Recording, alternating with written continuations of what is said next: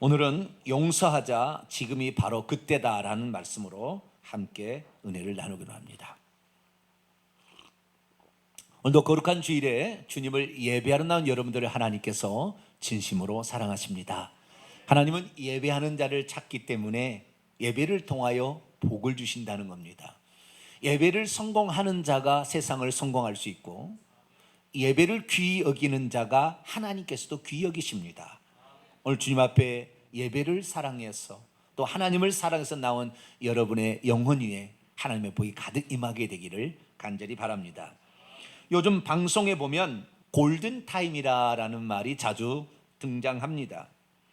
골든타임이란 말은 원래 방송국에서 쓰던 언어입니다.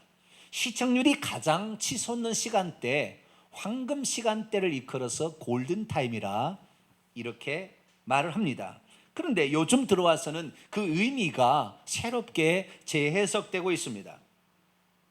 이 어떤 사고가 났는데 골든타임을 놓쳤다, 이렇게 얘기함으로 사람을 살릴 수 있었는데 그 순간에 놓침으로써 결국에 그 사람이 죽게 되었다라는 말로 골든타임을 쓰는 것은, 이것이 황금 시간대가 아니라 최적의 시간대라는 의미로 이 의미가 전환되고 있다는 것을 알 수 있죠. 우리의 삶에 이러한 최적의 시간대가 찾아올 때, 이 골든 시간대를 놓치지 않을 때 우리는 사람을 살릴 수가 있고, 그리고 그 일로 말미암아 잘했다 칭찬 들을 수가 있으니 우리 성도들은 골든 타임을 놓치지 않는 복된 성도가 되기를 바랍니다. 사람이 살다 보면 원수 같은 사람도 있고 원수 같은 나라도 있습니다.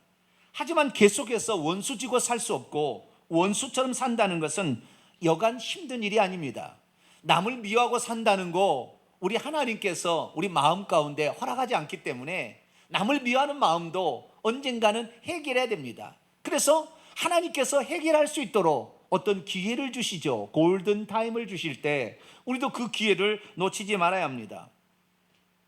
베트남이 미국과 전쟁을 해서 40년 동안 원수처럼 지냈습니다.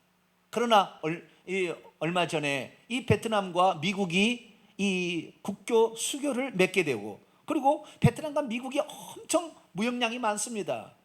그래서 지금은 공산 어떤 체제, 사회주의 체제를 베트남이 갖고 있지만 자본주의 체제인 미국과 협력 파트너로 살아가고 있습니다. 그렇습니다. 아무리 원수지간이라 할지라도 적대감을 청산하고 서로를 위해 양보하고 타협한다면 서로의 발전과 균형을 이룰 수 있는 놀라운 복이 임하게 되는 것이죠. 우리의 삶에도 그래서 우리가 늘 나를 힘들게 한다고 해서 그 사람을 미워하고만 살 수는 없는 것이죠. 우리도 하나님께서 적절한 타이밍을 주게 될 때에 그때 우리가 서로 손을 좀 내밀고 뿐만 아니라 한 발자국 뒤로 물러선다면 우리에게도 좋은 날이 찾아올 줄로 믿습니다. 최근 들어서 우리나라의 가장 큰 이슈는 이 남북이 휴전 상태에 있는 것이 종전으로 갈 것인가 라는 이슈입니다. 앞으로 있을 6월 12일 날 북미 회담은 그 중에서 가장 큰 평화를 가져오는 어떤 통로가 되리라고 짐작하고 있습니다. 지금 우리 민족에게 평화가 올 거냐 말 거냐는 가장 중요한 골든타임이 6월 12일이 아닌가라는 생각을 해보게 되는 것이죠. 그래서 오늘 요나서 말씀을 통하여 하나님께서는 우리에게 어떻게 골든타임을 허락하시고 또한 그 타임을 어떻게 붙들어야 장차 하나님이 원하시는 그 복을 받을 수 있는 것인지를 말씀을 통하여 함께 나눌 수 있게 되기를 바랍니다. 오늘 본 말씀은 니느웨가 회개하여 재앙을 받지 아니하게 되자 그것 보라면서 화를 내는 요나에게 하나님께서는 박농꾼 사건을 통하여 만민의 영혼에 대한 하나님의 사랑과 긍휼이 얼마나 크신 것인가를 깨닫게 하셨다라는 그런 말씀입니다. 요나는 하나님이 선택한 선지자 아니었습니까? 그런데 하나님의 뜻대로 이루어지지 않았다고 요나는 지금 하나님께 대들고 있습니다.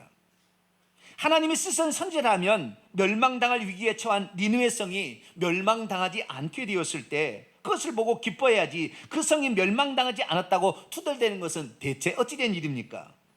과연 요나 선지자는 하나님께 부름받은 선지자라고 말할 수 있을까요? 과연 그를 하나님의 종이라고 말할 수 있을까요? 대체 요나 선지자는 무엇 때문에 니네웨가 멸망당하지 않은 것을 보고 그렇게 입에 거품을 물면서 투덜댔던 것이었을까요? 오늘날 개인적으로나 민족적으로나 우리의 원수가 멸망당하면 참 좋겠는데 오히려 회개하여 재앙을 받지 아니하게 된다면 여러분은 어떻게 반응하시겠습니까? 오늘 본 말씀은 BC 760년경, 예수님 태어나기 760년경 아수르 제국에서 일어난 니느웨 백성의 회개 사건을 우리에게 말해주고 있습니다. BC 760년은 아수르 제국이 이제 발흥하던 시기였습니다. 그래서 주변의 나라들을 복속하면서 전쟁에 가는 그런 시기였습니다. 그들이 얼마나 포악하고 잔인했는지 수많은 나라들이 학을 떨었습니다. 그런데 하나님께서 그들에게 그들이 그렇게 진출하고 인간을 아주 능멸하는 것을 보지 못하고 그들을 멸하시기로 결정을 하셨어요. 그런데 하나님께서 멸하시기 전에 그들에게 살 기회를 한번 주시고 싶었습니다. 그래서 이 아수르의 수도인 느리에 가서 그 멸망 심판을, 하나님의 심판을 선고하라고 바로 북이스라엘의 선지자 요나를 불러서 쓰신 것입니다. 그러나 요나는 하나님의 명령을 거부했습니다. 그리고 하나님의 낯을 피하여 멀리 도망을 쳤습니다. 배를 타고 저 멀리 수마리 떨어진 스페인의 항구를 향하여 그렇게 배에 올라타고 가고 있었습니다. 그러자 하나님께서는 큰 풍랑을 보냈습니다. 우리의 인생이 하나님의 뜻과 역행하게 되면 풍랑을 만난다는 걸 잘 알아야 돼요. 하나님께서 여기 성경에 보니 여호와께서 큰 풍랑이 일어나게 하셨다고 주어가 정확히 명시되어 있습니다. 결국에 이 풍랑은 어마어마한 거대한 파도를 일으켰고 배는 파산할 지경이 되었습니다. 선원들은 이 배가 살 수 있도록 짐을 바다에 던져놓고 그리고 어떻게 살 수 있을까 고민하고 있었습니다. 그러나 풍랑이 잔잔하지 않게 된 것을 알게 되었을 때 이것이 누군가 원인이겠다는 생각이 들어서 제비를 뽑았는데 요나가 제비에 뽑혔습니다. 그러자 요나가 말합니다. 내가 하나님의 뜻을 어기고 저 멀리 천지만물을 지으시고 인간의 생사복을 주관하시는 하나님의 뜻을 버리고 내가 다른 길로 가니 하나님이 풍랑을 내린 것이요, 나를 저 바다에 던지게 된다고 한다면 이 풍랑은 잔잔해질 것이요 당신들의 죄 때문이 아닙니다. 그러나 선원들은 그 요나의 목숨도 중요하기에 요나를 바다에 던질 수 없었습니다. 그래서 이 배 키를 다시 육지로 돌려서 돌아가 보려고 무슨 일을 썼는데 도저히 감당할 길이 없었습니다. 결국 요나는 바다에 던져지고 말았습니다. 그런데 요나가 바다에 던져지자 풍랑이 잔잔하게 되었습니다. 그때 하나님께서는 큰 물고기를 예비하사 요나를 삼키게 하셨고 3일 3야 동안 물고기 뱃속에서 죽지 않도록 초자연적인 역사로 보호해 주셨습니다. 왜냐하면 그가 해야 될 사명이 남아 있었기 때문이죠. 그러자 요나는 물고기 뱃속에서 자기를 살려주신 하나님의 뜻이 어디인가를 곰곰이 생각해 봤습니다. 내가 하나님의 뜻에 불순종했더니 다른 사람도 힘들겠구나. 내가 하나님의 뜻에 순종해야 되겠다. 그리고 그 뱃속에 들어가서 회개를 드렸죠. 그랬더니 하나님께서 요나의 기도를 받으시고 그를 육지에 토해내게 했습니다. 육지에 나온 그 요나에게 하나님 말씀이 임합니다. 저 큰 성읍 니느웨에 가서 40이 지나면 이 성이 멸망한다고 선포하거라. 요나는 뚜벅뚜벅 니느웨 성을 향해 걸어갔고 그리고 거기에 가서 40이 지나면 이 성이 멸망한다고 하나님이 말씀하셔서 큰 소리를 외치며 그렇게 다녔습니다. 하루 길밖에 다니지 않았는데 니느웨 백성들은 의외였습니다. 오히려 이 요나가 생각했던 것처럼 어쩌면 회개하지 말아야 되는데 그들의 반응이 회개 반응으로 돌아서 버린 것입니다. 사람들이 진짜 그렇다고 생각을 하고 하나님께 잘못했다고 그 하나님께 회개를 하면서 굵은 베옷을 입고 그리고 금식하면서 자신들의 잘못을 고치자, 우리가 하나님 앞에 잘못했던 행위를 고치자 하면서 그 죄된 행위를 고치고 있었습니다. 그 소식이 왕에게 들리자 왕도 왕자에 데려와서 굵은 베옷을 입고 금식하며 조서를 내려서 온 백성이 함께 우리 하나님께 기도해서 우리가 살려달라고 해보자. 우리의 잘못을, 우리가 그동안에 주변의 민족에게 잘못했던 것을 그치고 이제는 하나님의 뜻대로 한번 살아보자 라고 얘기를 했습니다. 그러자 하나님께서도 그들의 행위를 보시고 내리라고 작정하셨던 재앙을 니느웨 성에서 거둬가셨습니다. 그러자 그것을 바라본 요나가 단단히 화가 났습니다. 그리고 말하기를, 내가 하나님 내 고국에 있을 때 이들이 회개하면은 어떻게 될 것인가 내가 걱정했는데 그대로 되지 않았습니까? 그러면서 하나님께 원망합니다. 하나님께서 박넝쿨을 준비하여서 그 박넝쿨의 은혜, 박넝쿨의 교훈을 알려주셨음에도 불구하고 요나는 차라리 저 니느웨 성이 멸망당하지 않을 거라면 차라리 내 목숨을 취하여 가세요 라고 얘기를 했습니다. 믿음이 있어도 자기의 뜻대로 되지 않을 때는 하나님께 대들며 화를 낼 수 있습니다. 믿음이 있어도 하나님에게 있는 더 큰 자비와 용서를 이해하지 못하면 자기의 뜻대로 되지 않는다고 하나님께 삿대질할 수 있습니다. 믿음이 있어도 박넝쿨보다 한 사람의 영혼을 더 사랑하시는 하나님이 있다는 것을 알지 못하면 하나님의 뜻에 순종하기 어렵습니다. 믿음이 있어도 한 영혼을 사랑하시는 하나님의 뜻을 모르면 하나님께 대항할 뿐만 아니라 분노의 마음을 사귀지 못합니다. 그럼에도 불구하고 오늘날 우리는 어떻게 해야겠습니까? 우리 자신의 원수에 대한 하나님의 뜻이 내 뜻과 일치하지 않는다 하더라도 믿음으로 그들을 용서하고 품어줄 수 있는 넉넉한 마음을 갖게 되기를 축원합니다. 요나는 북이스라엘 여로보암 2세 때 하나님도 부름받은 북이스라엘의 선지자입니다. 그런데 그가 살고 있는 가드 헤벨이라는 지역은 아수르와 북이스라엘의 경계선에 있는 마을이었습니다. 그러다 보니 이 요나 선지자가 살고 있는 동네 사람들과 자기의 마음 가운데 아수르 제국은 철천지 원수였습니다. 열심히 농사를 지어놓고 나면은 이 아수르 나라에서 그 농작물을 다 뺏어가는 것입니다. 그리고 때로는 침입해서 그 동네의 젊은 아이들을, 소년들을 노예로 끌고 가고 그 안 내주면은 그 어머니를 칼로 찔러서 죽이고 이런 일들을 몇 번 당하다 보니까 내 살아생전에 아수르를 내가 원수를 갚으리라 그런 마음을 품고 있었던 거죠. 그런데 어느 날 하나님께서 바로 그 요나 선지자에게 특명을 내렸습니다. 아수르라는 나라에 가서 외치라는 것입니다. 40일이 지나면 이 성이 멸망하리라 이렇게 외치라는 것입니다. 그러나 하나님이 누군지를 잘 알고 있었던 요나 선지자는 만약에 하나님의 뜻대로 외치면 혹시 아수르가 회개하여 망하지 않으면 안 되지 않을까라는 생각이 들었던 거죠.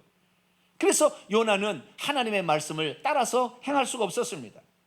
그래서 요나는 하나님의 낯을 피하여 멀리 도망치기로 결정한 것입니다. 그렇습니다.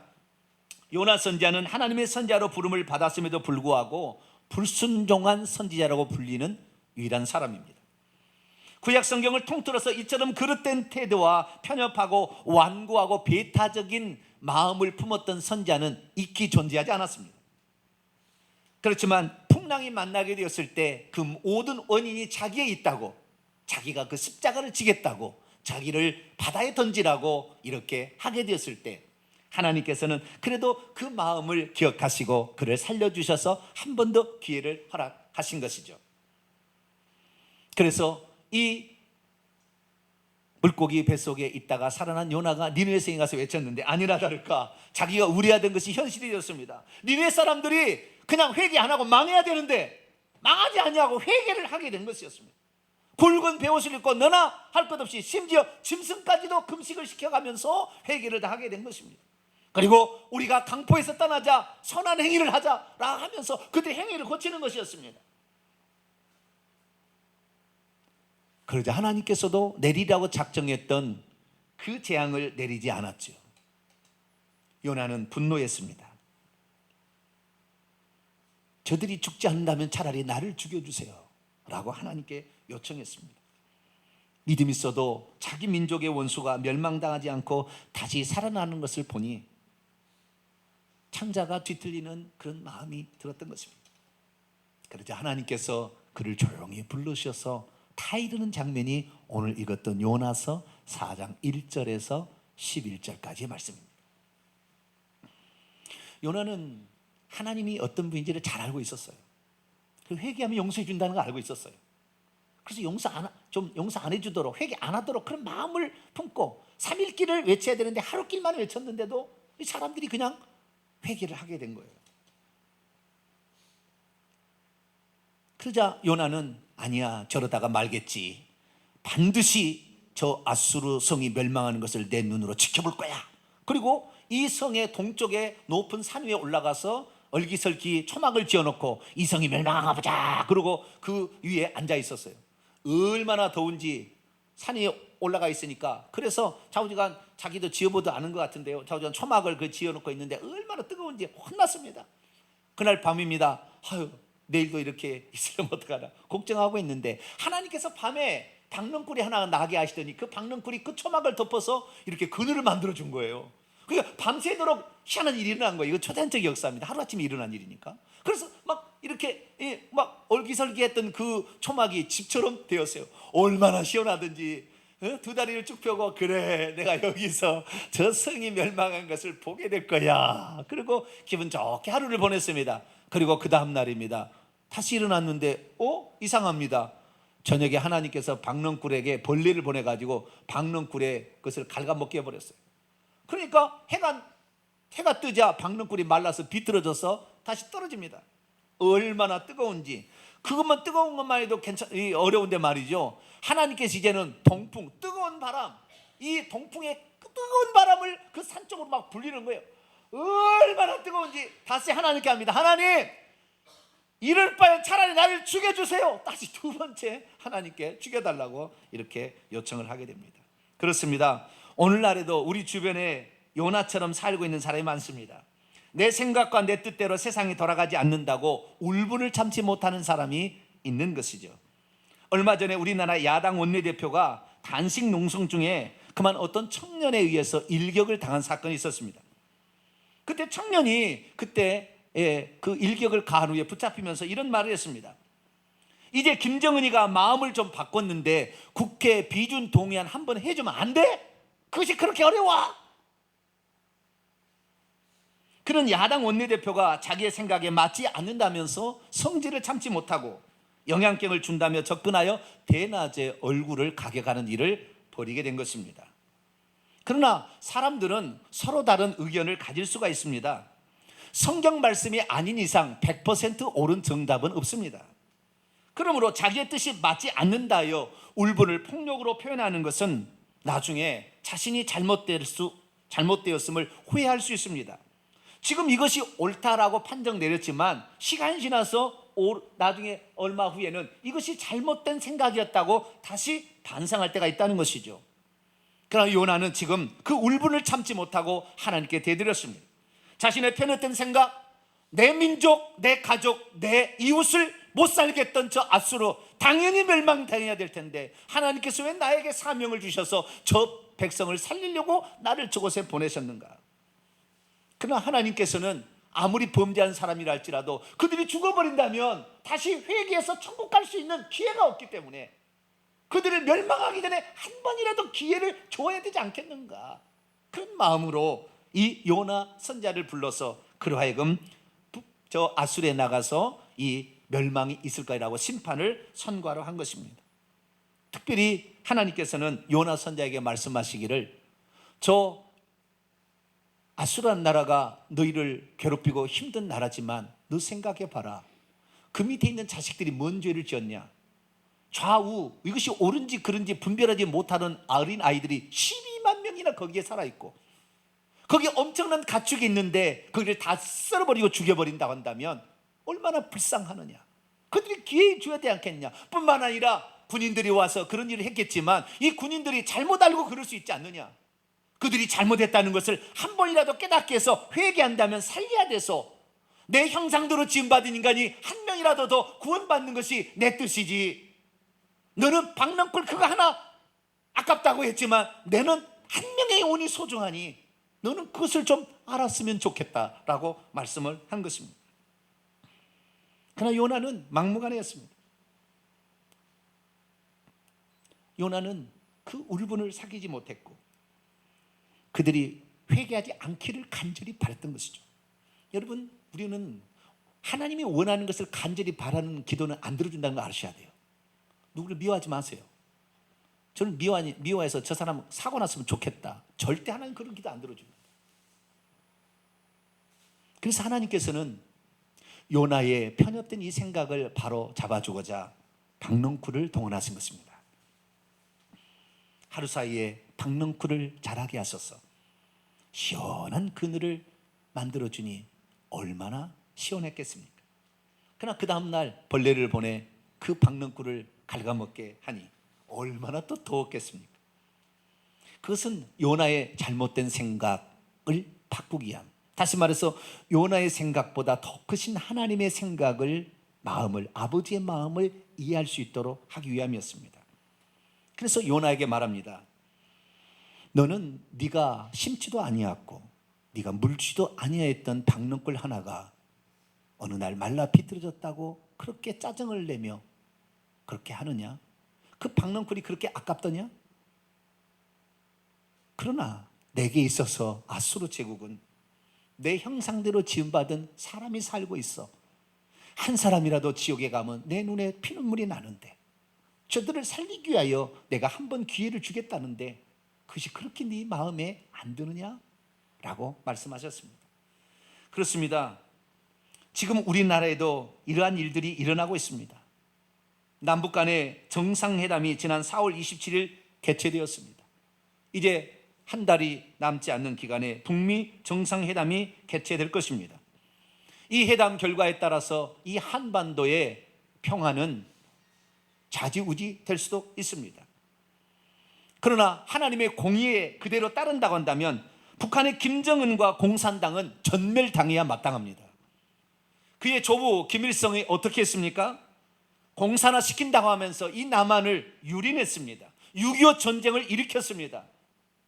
삼천리 금수강산을 피바다를 만들었고 삼천리 금수강산의 산업시설 그리고 가옥들을 다 허물게 했습니다. 그리고 지금도 1천만 이상 가족의 아픔이 지금도 쓰라리 눈물로 자리 잡고 있습니다. 그러나 6.25 전쟁을 우리는 남한만 손해봤다고 생각하는데요, 아닙니다. 남한은 한 30%이 고통을 받았다면 북한은 70%가 파괴되었습니다. 북한은 거의 파괴됐습니다. 물론 남한에서 사람이 많이 죽었습니다. 350만 명의 사상자가 났습니다. 그러나 북한까지 합친다면 600만 명의 엄청난 사상자를 냈습니다. 그러나 6.25 전쟁이 6.25 전쟁으로 끝났습니까? 아닙니다. 6.25 전쟁으로 말미암아 분단 체제는 더욱 곤고하게 되었고 양측에서는, 남쪽에서는 반공 이데올로기로, 북한에서는 반미 이데올로기를 동원하여 증오와 대립이 더욱더 심화되고 있습니다. 그러나 북한은 지금도 호시탐탐 이 남한을 어떻게 적화시켜 보려고 얼마나 많은 노력을 한지 모릅니다. 그래서 여러 가지 많은 사태들을 일으키는 그 배후에 북한이 있다는 말이 있습니다. 특히 북한은 천안함 사태, 연평도 포격 사건, 비무장지대의 목함 지뢰 사건들을 저질러서 남한을 계속해서 공격해 왔습니다. 제 성질 같으면요 쓸어버리고 싶어요. 우리는 그렇게 하지 않잖아요. 우리는 북한 사람 괴롭히지 않잖아요. 근데 왜 북한은 우리를 그렇게 괴롭히는 것입니까? 연평도 사람이 뭔 죄를 지었습니까? 근데 개인적으로는 그래요. 이번에 북한 정상회담, 남북 정상회담을 했는데 이 정상회담에서도 이 문제에 대해서 한마디 언급도 안 했습니다. 그러면 어떻게 해야 됩니까? 우리 남한 사람들은 북한 김정은이와 공산당이 죽기를 놓고 기도해야 되겠습니까? 미국이 폭격하여 북한이 쓱 쑥대밭이 되도록 그렇게 기도해야 되겠습니까? 아닙니다. 하나님은 우리 남한만을 사랑하는 게 아닙니다. 하나님은 우리 북한 사람들도 사랑하십니다. 아무리 죄를 지었다 할지라도 그들을 죽여버림으로 두 번 다시 구원받을 수 있는 기회가 없어지는 것을 하나님은 원하지 않습니다. 한 사람이라도 그들이 회개하고 돌아온다면 하나님은 그것을 기뻐하시기 때문에 북한 사람도 살기를 하나님이 원하시는 거죠.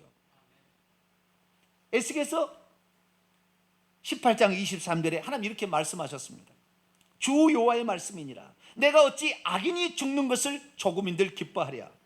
그가 돌이켜 그 길에서 떠나 사는 것을 어찌 기뻐하지 아니하겠느냐. 주 여호와의 말씀이니라. 죽을 자가 죽는 것도 내가 기뻐하지 아니하느니 너희는 스스로 돌이켜 살지니라. 그렇습니다. 주께서는 한 사람 죽어 마땅한 자라 할지라도 죽이지 아니하고 살려두는 것은 그 중에 자기 잘못을 나중에 깨닫고 한 사람도 회개한다면, 아니 좌인지 우인지도 구별하지 못하는 어린아이들이 뭔 잘못이 있어서 죽어야 되는 것입니까? 그 살 수 있도록 하나님께서 기회를 주시고 싶어 하는 거예요. 우리 남한은 요나 같은 마음이 들어요. 항상 없어졌으면 좋겠다. 북한 한민족으로 이럴 수가 있느냐, 그런 생각이 들지만 하나님께서는 그렇다 할지라도 그들이 회개하고 돌아와서 한 사람이라도 생명 얻기를 그렇게 간절히 바라신다는 거죠. 그렇기 때문에 우리는 북한에 기회를 주어야 될 줄로 믿습니다. 북한의 지도자, 특히 지도자 김정은과 공산당에도 회개할 기회를 주어야 되는 것입니다. 북한 김정은과 공산당이 망하도록 무조건 기도할 것이 아니라, 김정은과 공산당이랄지라도 트럼프의 제안을 받고 인권을 유린해온 것을 인정하고 더 발전적인 방향으로 나아갈 수 있도록 우리가 그들을 품어줘야 하고 그들을 위해서 기도해야 될 줄로 믿습니다. 믿음이란 내 뜻대로 내 감정대로 그렇게 안 됐다고 불평불만하는 것이 아니라, 하나님 아버지의 마음이 어디 있는가를 살펴서 하나님 아버지의 마음이 실현될 수 있도록 우리가 그 앞에 무릎을 꿇고 우리의 원수라도 품어주고 우리의 원수라도 사랑하며 우리의 원수라도 용서하고 우리의 원수를 위해서라도 눈물로 기도해 줄 것인 줄로 믿습니다.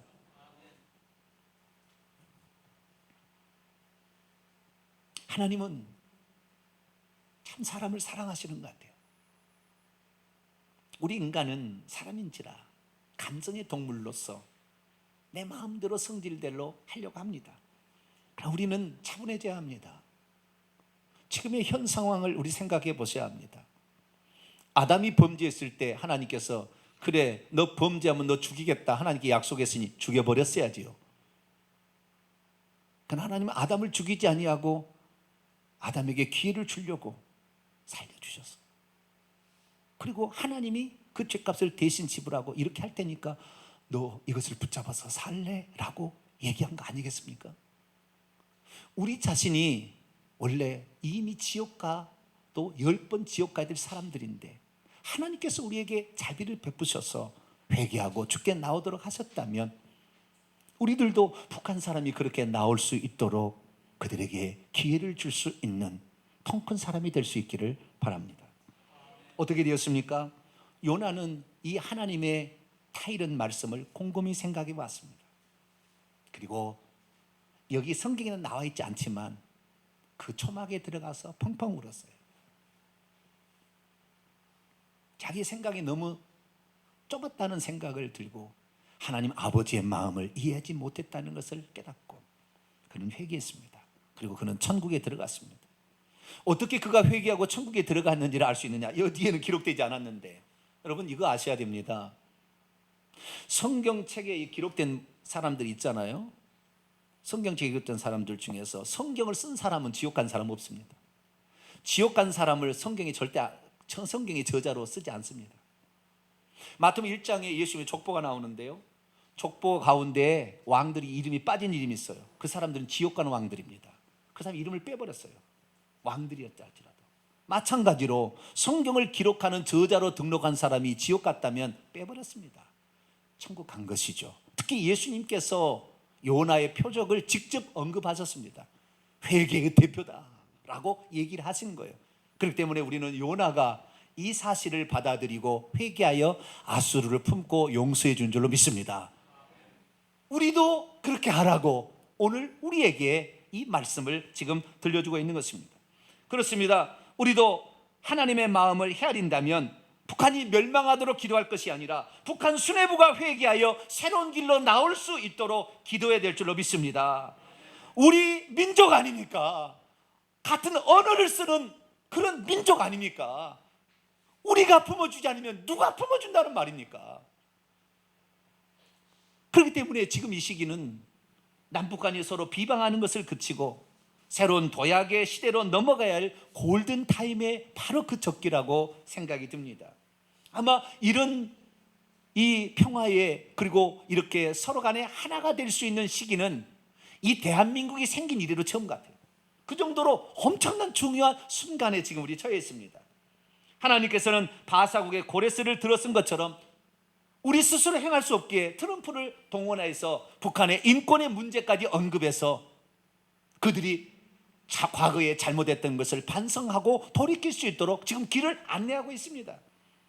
트럼프가 이번 북미회담을 통해서 북한의 인권 문제를 잘 해결함으로 말미암아 북한의 인권이 회복되어서 살기 좋은 사람다운 나라가 될 수 있도록 우리가 기도할 수 있게 되기를 축원합니다. 그들이 그동안의 강포와 그리고 억압 정책에 그동안에 그쪽에 빠져 있었다고 하는, 이제는 개방과 다시 사람을 존중해주는 마음으로 과거의 잘못을 김정은이가 그의 아버지와 그의 할아버지가 잘못했던 것을 겸손히 인정하고 이제부터라도 요독 수용소를 비롯한 모든 이 정치범들을 다 풀어주고 이제 우리나라도 한번 사람다운 나라를 한번 만들어보자, 이런 통큰 결단을 할 수 있도록 김정은을 위해서 기도할 수 있는 저와 여러분 되시기를 바랍니다. 북한은 지금 최적의 그리고 가장 중요한 시점에 놓여 있습니다. 이때 우리가 기도함으로 악한 영을 막아주어야 김정은도 마음을 바꾸어서 북미회담을 통하여 종전선언을 하게 되고 남북 간에 하나 된다면, 세계 7위의 지하자원을 보유한 북한과 우리나라가 하나가 된다면, 지하자원 하나 없어서 외국 것을 수입해서 제품을 만들어서 팔아야 될 우리 남한이 북한과 하나가 된다면 얼마나 큰 일을 할 수 있을까? 그리고 저 순수하게 보존된 저 북한 사람들이 복음이 들어간다면 얼마나 순수하게 잘 믿을까? 우리는 생각해 보아야 합니다. 하나님께서 아무리 약한 자라도 아수르에게 기회 한번 주자. 요나야, 너 마음 아프지? 모르겠습니다. 요나의 가족이, 아마 자식이 아수르에 노예로 끌려갔는지도 모르겠어요. 무슨 아픔이 있어요, 요나가. 그런데 요나에게 말하는 거예요. 요나야, 우리가 기회 한번 주자. 그때 긍휼을 베풀어 주자. 그런데 우리가 그렇게 긍휼을 베풀어 준다 할지라도 북한이 진실로 회개하는 행위를 하지 않는다면 사실 할 것입니다. 이 니느웨 사람은 이렇게 했습니다. 요나서 3장 10절 보니까 하나님이 그들이 행한 것 곧 그들의 악한 길에서 돌이켜 떠난 것을 보시고 하나님의 뜻을 돌이키사 그들에게 내리라고 말씀하신 재앙을 내리지 아니하셨다. 그렇습니다. 김정은이가 과거의 잘못을 고치고 새롭게 나온다면 그들의 재생의 기회가 주어지게 될 것입니다. 그렇기 때문에 그 시기가 이제 한 달밖에 안 남은 거예요. 이 시기에 우리가 기도해 준다면 김정은이가 그 마음을 바꿔서 통큰 결정을 해서 이번도 남북 정상회담 한 것처럼 더 큰 결정을 내린다면 북한의 서강의 빛이 비칠 수가 있습니다. 만약 우리가 그들을 위해서 기도했는데 김정은이가 만약 그렇게 하지 않고 끝까지 그냥 자기대로 가겠다, 그렇다 한다면 어쩔 수 없습니다.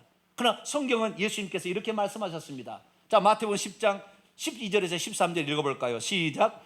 또 그 집에 들어가면서 평안하기를 빌라. 그 집이 이에 합당하면 너희 빈 평안이 거기에 임할 것이요 만일 합당하지 아니하면 그 평안이 너희에게로 돌아올 것이라. 우리가 그들을 위해서 북한 김정은과 공산당을 위해서 기도했는데 그것이 안 이루어진다면 그 빈 기도가 나에게 돌아올 거예요. 손해볼 거 없습니다. 우리는 북한 김정은이 그리고 북한 공산당이 이제 다시 자유로운 나라, 인권을 존중하는 나라, 마음껏 하나님을 선택할 수 있는 나라가 될 수 있도록 우리가 기도할 수 있게 되기를 바랍니다. 사실 북한은 우리에게 원수요 주적 같은 존재입니다. 북한이 아니었다면 이렇게 고통을 받지 않아야 될 사람이 한둘이 아닙니다. 그러나 지금이야말로 우리가 북한을 위해서 두 손 들고 기도해야 되는 최적의 골든 타임의 시기가 아닌가 생각이 듭니다. 주님께서는 천국 백성의 법도로서 우리에게 이런 말씀을 들려준 적이 있습니다. 내가 너희에게 이른다. 너희 원수를 사랑하며 너희를 박해하는 자를 위해서 기도해라. 이같이 한즉 하늘에 계신 너희 아버지의 아들이 되리니 이는 하나님이 그 해를 악인이나 선인에게 비추시며 비를 의로운 자나 불의한 자나 다 내려주시기 때문이라. 너희가 너희를 사랑하는 자를 사랑한다면 무슨 상이 있겠느냐? 세리도 이와 같이 아니하느냐? 그렇습니다. 우리가 북한이 밉더라도 하나님께서 북한을 재생의 기회로 이끌기 위해서 트럼프까지 들어 쓰시는데, 박넝쿨로서 트럼프까지 들어 쓰시는데 우리가 이때에 북한을 위해서 용서해주고 품어주고 그들이 정말로 옳은 길로 다시 새로운 도약의 길로 나올 수 있도록 기도해 준다면 하나님께서는 우리의 기도를 너무나 기뻐하실 거예요. 그래서 저와 여러분을 복 주실 겁니다. 우리 그런 자가 되시기를 간절히 바랍니다. 거룩하신 하나님,